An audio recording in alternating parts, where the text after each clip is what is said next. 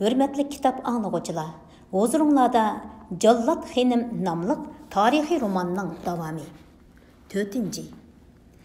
Qızıl Sögət, topluluqның arlıqıdaki көз yetkisiz taqır saylıqda haqiqatan tağı tərəfdən eqib gelib, sayның qaq otursıdan kesib ötüdüğən, qışı yaz 3-4 taş su eqib durduğan bir eqin var idi.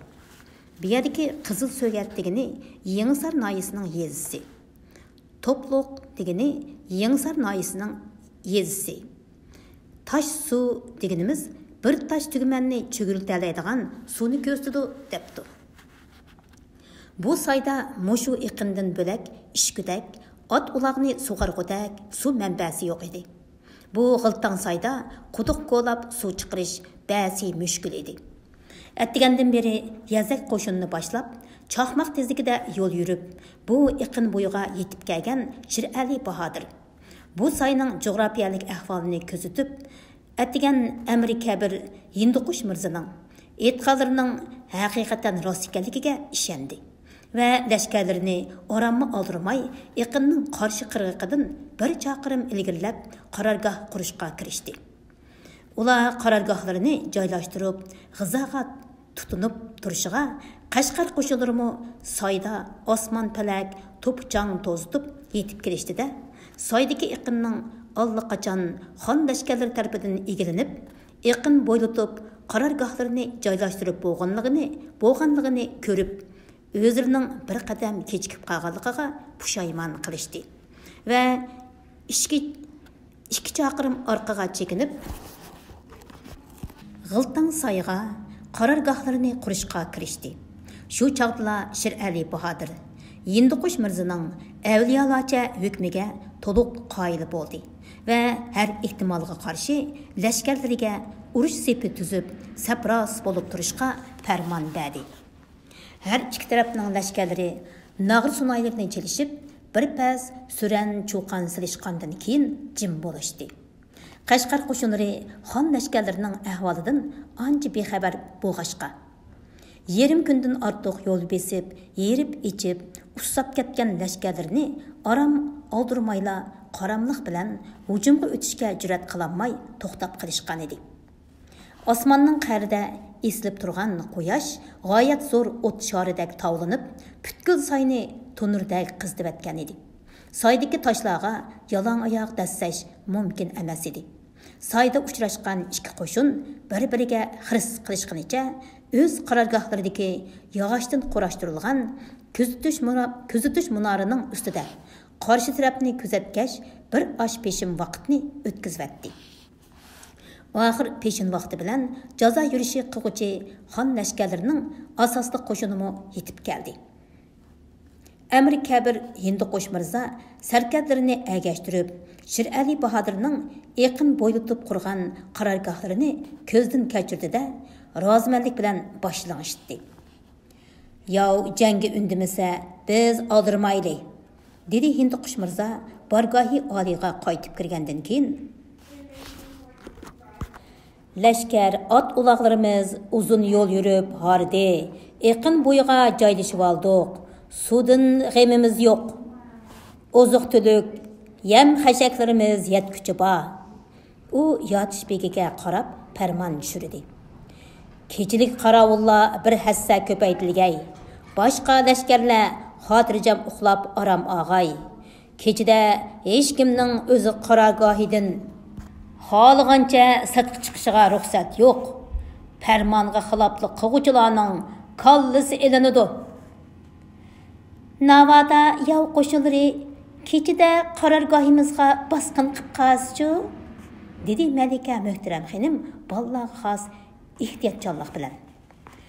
"Xotirjam bo'ling Malikam", dedi Hinduqush Mirza kulib. "Ular bizning ahvolimizdan, lashkarlarimizning sur hayrisidan yomon emas xabardor bo'ldi. Ularning otning qolisidek yurgi bo'lsa-mu, bundaq qaramliqni qilolmaydi.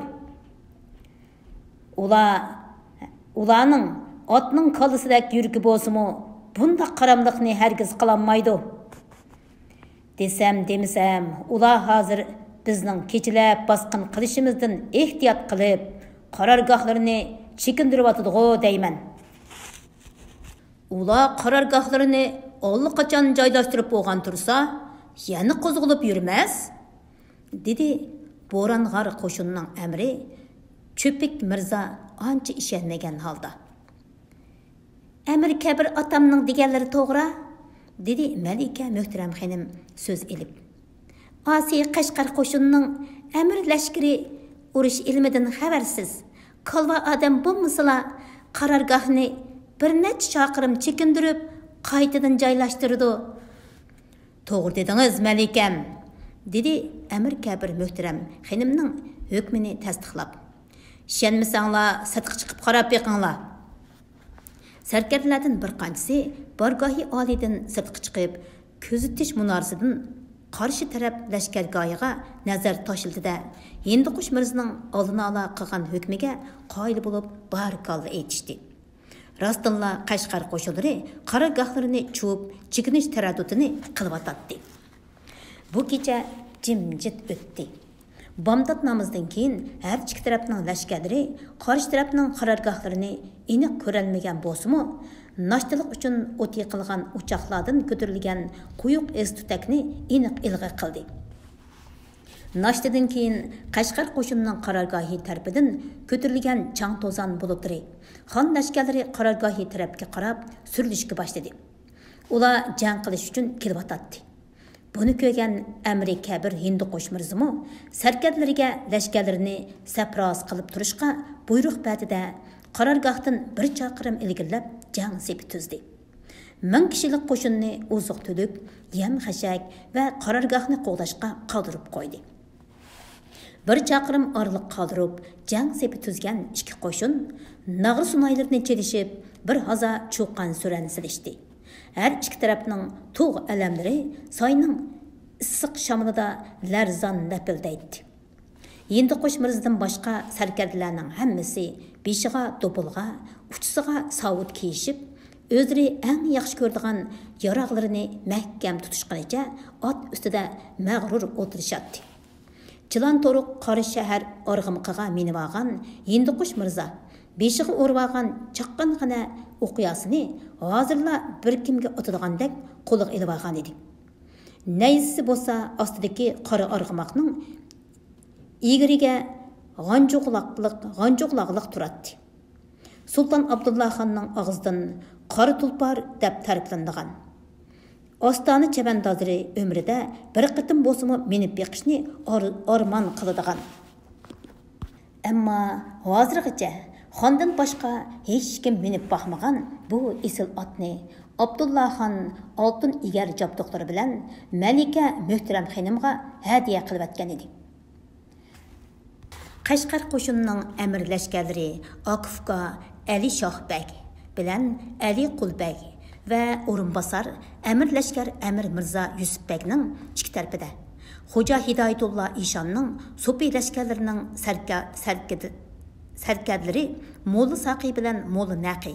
Ularning ikki tarafida 5 dan 10 nafar sarkarda chopchib turgan otlarning ustida xuddi shunqardek qo'nib o'tirishqinicha hayvat bilan turishadi. Mo'lla Saqi bilan Mo'lla Naqidan boshqalarning uchisida jang kiyimlari bor bo'lib, po'lat do'bulg'alarining quppilari quyosh nurida val-vul paqirab turadi. Azaldanla jang kiyimini kiyib baxmagan Mo'lla Saqi bilan Mo'lla Naqi jang kiyimlariga ko'nanmay qo'lishanmaydi ekanmiz, issiqda tarlab ketdik deb selivitib o'zlarining so'pi darvishlik jandilarini kiyilishgan edi. Amir Kabir Hinduqush Mirza Qashqar qo'shini sarkarda sarvozlarining g'ayri turqiga, lashkarlarning jangovar holatiga, sap tuzashlariga qarab, ko'nglida barakallah o'qidi va yotish begidan boshqa barliq sarkarlarini boshlab yov qo'shini tarafga 150-200 qadam menib to'xtadi. Malika Muhtaram xonim Hinduqush Mirzadan bir qadam neri bo'lmadi. Uningcha Qashqar qo'shinining amir lashkarlari Akifga Ali Shohbek bilan Ali Qulbekmo sarkarlarini agashtirib ot soldida bir o'q yetim orliq qoldirib to'xtadi. Mana endi ular bir-birining chiroyini ochiq kögüdek, avazlarını eniq anlayalıqdek orliqda kelishgan edi. Assalomu alaykum. Ey muhtaram Bahodir sarkardilar, deb salom berdi Hinduqush Mirza at ustida ikki qo'lini ko'krigiga ilib turib. Va alaykum assalom. Ey Bahodir ustoz, aziz tanlari salomatmi? deb salomni ilik oldi. Akufka amirlashganlarmi at ustida ikki qo'lini ko'krigiga ilib. Ali Shoh Bey bilan Ali Qul Bey o'z vaqtida Hinduqush Mirzaning qo'l ostidagi sarkardalar bo'lib, urush ilmi, jang mahorati va jang tadbirlarini Hinduqush Mirzadan o'rgangan edi. Shunlashqa ularning Hinduqush Mirzaga bo'lgan hurmati alohida cho'ng edi. Hinduqush Mirzamo bu Akufka sarkardalarning ilm mahoratiga qoyil edi. Tunigun ularning qarorgohni chekindirib quradiganligini oldin faraz qilganligimi shu sababdan edi. Butkul Saidiya xonligi tabasidagi harbiy sarkardalar orasida mutlaq nopuz va hurmatga ega. Kang qursoq, pam parasatlik bu peshqadam sarkardani bu qitimqi jazo yurishi qilg'uchi qo'shinning buyuk amirligiga tayinlashdimi? Sulton Abdullah Xon Hinduqush Mirzaning bu nopuzi va hurmatidan foydalanib Qashqar sarkardlarini el qilib, jazo yurishini urushsiz g'alabaga erishtirib, shu orqali qon to'kilishni azaytib, ota-bola o'tirsida yuz bergan taxit talashish majrosini pam bilan oxirlashtirishni maqsad qilgan edi. Ey Bahodir ustoz, dedi Ali Shoh Bey avval so'z elib. Yashangan vaqtlarda buncha riyozat chekkucha qasrlarda oram aslı bo'lmasmidi? Buyuk Saidiya saltanati uchun ko'rsatgan ajr to'hpalari yetib oshatdig'u silining. Ahvoldan qaraganda Isoqiyachi qor musulmon ozg'unlarning sehr jadolariga oldinib saltanatning tizginini tutib turishga majol yetmagan Sultan Abdullah Xon olilari oljib sildak go'har buzrukning qadriga yetmagan o'xshaydi. Bizlar kim nodon shogirdlari otkochilik qilgan hisobda janoblarga ikki ig'iz maslahat berayli. Shahzoda Yo'lbosxon yoshlik shijoati urg'ib turgan, mardu mardona o'zlariga o'xshash peshvolarning qadriga yetadigan istidodliq zotdir. U sizlarga cho'qim eng katta hurmat ehtirom bildirdi. Shunlashqa yalang'ashlangan ajal qilishlarini qiniga saslarda orqalariga yansılar. Bizmi sizlar ustoz ulamo buzrukning xizmatida bo'layli. Birlikda Ostoniga qaytib, Sultan Abdullah Xonni oraga ilib olgan Isoqiyachi Qoratog'liq murtatlarni jazolab, saltanatni ul pasıqlarning iflos oyoqlaridan tozlayli. Sultan Abdullah Xon olilari yashangan vaqtida horduq ilib, oxirgi ömrini xotirjam o'tkazsa, Shahzoda Yo'lbosxon taxtda o'tirib, yurtdorchilik tizginini qo'liga olsa, bu saltanat el yurt uchunmi foydaliqdir. Ota-bola o'tirsidagi adovat nizo tugilurmi o'zligidan yeshiladi. Hinduqush Mirza at ustida o'zini tutib olmay qaqaqlab kulib ketdi va taajjub ilgida turib qolgan Ali Shoh Bekka qarab so'zladi. Yaxshi maslahatlariga hasanat. Bu yerdagi hasanat degani ashqalloh, rahmat degan gapkan. Amir lashkari janoblari, bu umrimda o'z xo'jasiga tuzkorlik qilgan banda emasman. Sultan Abdullah Xon olilari hali ham bu Saidiya xonligining sohibidir. El-hol shundoq ekan, men ashu xon olilarining atqan o'qidurman xolos. Amir lashkar janoblari aql farosat, alam va qalamda kamolatga yetgan yigoni bahodir idilar. Shunlashqimi xon olilari janoblarining sadoqat va shijoatiga cheksiz ishinib, Qashqarda katta yurtning lashkari amirligini o'zlariga topshirgan edi. Hala bugungi kunda saltanat ag'yorlari suxanchilik qilib, padar bilan farzand o'tirsiga adovat, niza urqini chashdi. Shahzodaning aldirang'uluqi, farosatsizligi va shuhratparastligidan foydalanib ketdi. Sizlarni yaxshi yomonning ayrig'uvchiligi bor deb cheksiz ishonatdim.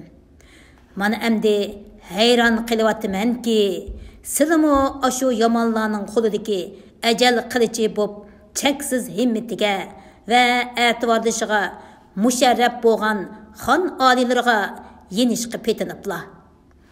Sülük g'avg'olarini sülüktikilar o'zlari bilisha. Ondan qalsa Bütkül Saidiya tasarrufidagi har qaysi sülük muritlari va sülük mazhabni tark etgan, ahli shariatni o'zlariga musulmondarchilik mizoni qilgan barliq ulug' ushoq avam raiyatning qiblagohi, pushti panohi bo'lmish xon olilari bilir. Chunki saltanat tizginini qo'lida tutgan kishi yurtdarchilik harvisini qayon mangdirg'usi kelsa, qamchisini shu yonga shiltig'usi kelur. Buningga bizlarning avu tarafga yoki mavu tarafga mang deyishga hech qanday haqqimiz yo'qdir. Azaldan saltanat taxtini o'z pushti bo'lmish shahzodalarga o'tinib berish bermaslik xonning o'z ixtiyoridagi ishdir. Bizlardek oddiy raiyatning orlishiga haqqimiz yo'qdir. Ey bahodir sarkarda, bundaq el yurt uchun puchuq tangichilik foydasi yo'q. Ham haslab ziniba taxit g'ovg'asiga aralashmaganlari yaxshi. Meningmi janoblarga deydigan ikki eg'iz nasihatim shulki, qo'llaridagi ajal qilichini tashlasizlar. Biz birlikda Qashqarga berib, shahzodaning beshini aylantirib olgan suxanchi saltanat ag'yorlarini jazolaylik. Qolgan ishlar bayam sili degandek. Ota-bola o'tirsidagi adovat, nizo, tugichlarini o'zlari yeshib olsin.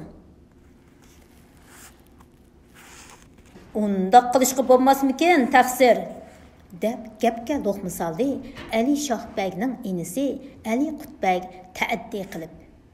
Akam boyatin hazratlarini ustoz o'lima deb bilib, hurmatlarini qildi. Aka ini ikkimizning hazratlarini alohida hurmatlaydiganligimizni hamma odam biladi. Ammo shuni asrda tutsinliki, har qancha hurmat ehtiromningmi cheki bo'ladi. Albatta shundoq, dedi Hinduqush Mirzo oppoq soqolarini silab turib. Xuddi shuning aksicha har qanday izzatningmi, yo'l qo'yishningmi cheki bo'ladi. Men shundoq bir hikmatni bilaman. U bo'lsa-mu johillik insonga yaxshi oqibat akammaydi. Bo'libmi sizlarga o'xshash yomonga yontayoq bo'lgan johillarga Janoblari bilan ortiqcha datalash qilib, o'tirishning amdi hojati qolmadi. Ulamo hazratlari biz aka ina shogirdlarini behurmat qildi deb ayibga buyurmag'aylar, dedi Ali Shohbag Hinduqush Mirzoga yana bir qatim egilib salom bajo keltirib etib. Lashkari qirchapmi yoki maharati sarkardimi? O'zri bir nima degaylar, muhtaram ustoz. Bu yerdagi lashkari qirchap degan gap, buningda ikki tarafning lashkarlari biroqla hujumga o'tadi-da, qirchap qilib urush qiladi. Maharati sarkarda degan gap, buningda ikki tarafdan birdan sarkarda maydonga tushib, mahorat sinishib, yengish-yengilishni ayrıydı. Amir lashkar janoblarining payli shu bo'lsa, bizmi ortiqcha eg'iz upurtib o'tirmaylik. Lashkari qirchop qilib, behuda qon to'kish hojatsiz. Meningcha mahorati sarkarda bo'lsin, dedi Hinduqush Mirzo va sarkarlarga qarab to'ladi. Qani bahodirlarim, Aval qaysыңlar maydonga tushib, mahorat sinishib boqsizlar. Hinduqush Mirzaning so'zi oxirlashib bo'lguncha Shir Ali Bahodir shamshirni pulanglatganicha etini devitib maydonga tushdi va yov sepiga qarab etildi. Shu hamon yov sepidimi bir sarkarda agri qilchini o'ynatganicha Shir Ali Bahodirga qarab ot soldi. İki tarafning lashkarlari suran cho'qqan silishib o'z sarkarlariga madad berishdi. İki sarkarda uda 10 necha martaba erishibmi bir-birini yengolmadi. Biri shiddat bilan urg'an qilishdan, yana biri chabdastlik bilan o'zini apqachatdi. Birining ishlatgan pantini yana biri darhol sezib oladi. Qilishlarning bir-biriga zarb bilan urilishidan jaranglagan ovozlar chiqib, vol-vul ushqun choshiraydi. Her iki sarkarda shunchalik o'zlarini tutilishqandiki, qarshi tarafni qilishlab, ajal sharbetini ishtirishdan boshqa hech nima o'ylamaydi. Bu ajoyib jangbozlik mahoratiga mahliya bo'lishgan her iki tarafning sarkarda lashkarlari taqir saydagi o't ateş kuyuk oftobni zinhor his qilishmaydi. Shu yo'sinda bir osh peshim vaqt erishgandan keyin Qashqar sarkardasi barbara holsirab hujumdan mudofiaga o'tdi. Shu asnoda sarkardasining çandırıp qo'yayotganligini sezgan o'rinbosar amirlashkar Mirza Yusufbek naysini pulanglatganicha ot silib maydonga tushdida Shir Ali Bahodirga shiddat bilan tashlandi. Shir Ali Bahodir endi bir nayza va bir qilishqa taqobil turishga kirishdi. Namertlik qildi. Bir odamga ikki odam chiqdi deb qiqa silishdi lashkarlari. Shir Ali Bahodirning taqobil turolmasligidan voyim yegan Hinduqush Mirza sarkarlariga qarab so'zladi. Mirza Yusufbek degan nomard, qora yuz amirni ko'ring. O'rdidan yuz o'rginni oz deb, texi xon lashkarlariga naysin tanglab chiqqanini. Qani, qo'ysinglar hamdamga chiqsizlar. Shu hamon xon lashkarlari sepidan bir sarkarda etiga zarb bilan qamchi soldida qarshi tarafga o'qdek uchib ketdi. Hinduqush Mirza xotirjamlik bilan soqilni silmoqchi bo'lib, qo'lini enkiga oparamayla apla to'libdi. Chunki yov sepiga ot silib ketgani boshqa biri emas, dal Malika Muhtaram xonim edi. Malikam, kaynlarga yonsizlar, dedi Hinduqush Mirza jinning barcha to'lab. Bu chaqda Malika Shir Ali Bahodir bilan irishayotgan yov sarkarlarining qishiga berib bo'lgan edi. Malikaning hayotidan xavfsirab ham uning bosh-boshliqligidan g'azablanib, butun a'zoyini purda qora ter bosgan Hinduqush Mirzaning tili kolvalishib qolgan edi. U bir necha daqiqa dong etib turib qolgandan keyin Malikadan ko'zini uzmay turib vaqirdi. Bo'linglar, beringlar, berib avu g'alvixo'r Malikini qo'g'dab qaytirib kelinglar. Sarkarlardan biri Malikini yondirib kelish uchun ot silib chiqib bo'lguncha Shir Ali Bahodir bilan irishayotgan Mirza Yusufbek Shir Ali Bahodirni tashlab Malikka qarab ot soldida Malikining naq gelini chanlab zarb bilan nayza urdi. Malikadan ko'z uzmay qarab turgan Hinduqush Mirzaning yuragi eg'ib, ot ustida tipirlab qoldi. U bu fojiani ko'rmay degandek ko'zini yumib oldi-da, daqiqa o'tmay yana ochdi. Ochdi-yu, vujudida o'chay deb qolgan umid shomi yana pilildidi. Malika urilgan nayzdan o'zini apchillik bilan qochirib, etining beshini burg'unicha xon lashkarlari sepiga qarab chepib kelyotdi. Etilib kelgan sarkardining bir martam ilishmayla qochqinini ko'rgan Mirza Yusufbek uni tirik tutib olib, ostidagi qora tulparni o'lja ilish vasvasida jinning boricha qo'g'ladi. Mirza Yusufbek Malikaning ostidagi qora org'moqning Sulton Abdullah xonning e'tiborli qora tulpari ekanligini tunib qolgan edi.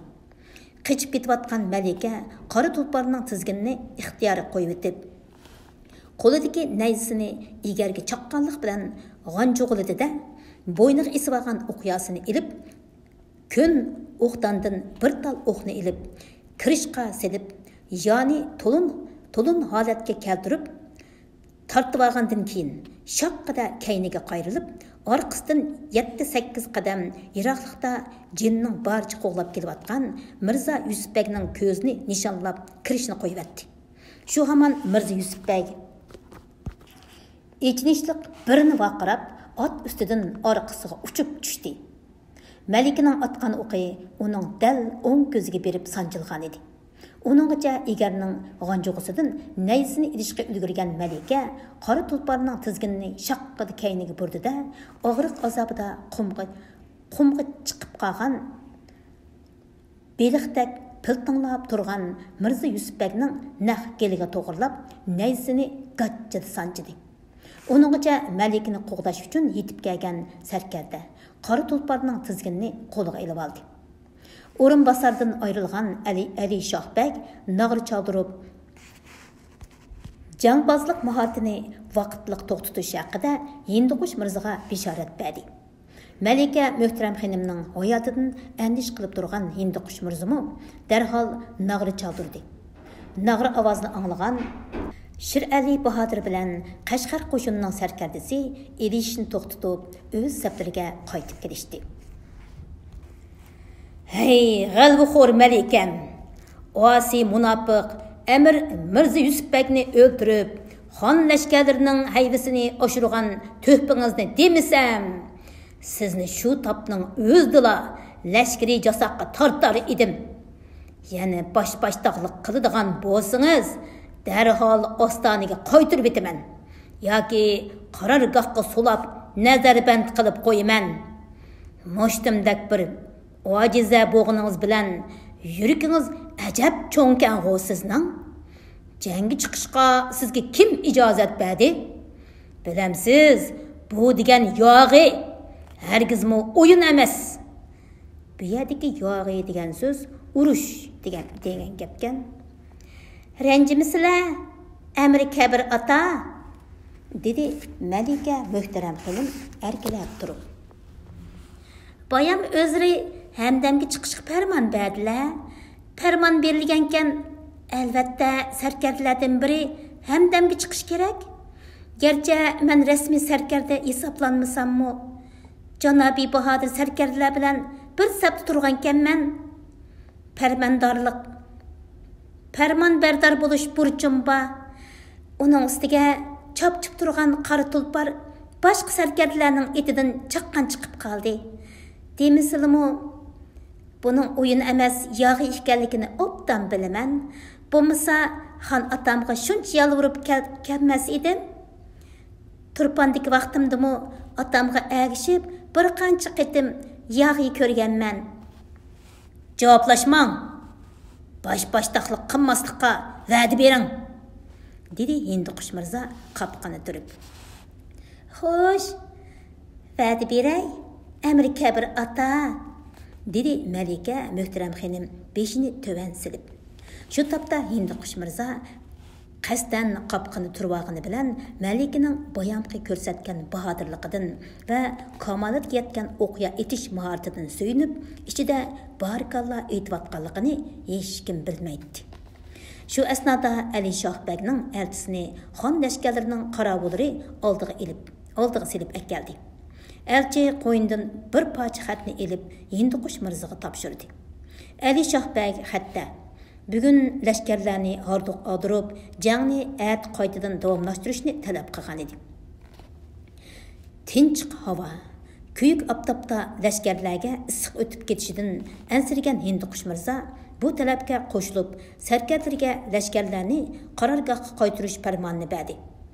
Chanoshtiridagi suvlarini allaqachon ichib bo'lgan lashkarlar ussizlikda qurib ketgan lavlarini yolashqanicha tezlik bilan yaqin bo'ydagi qarorgohga qarab mangdi.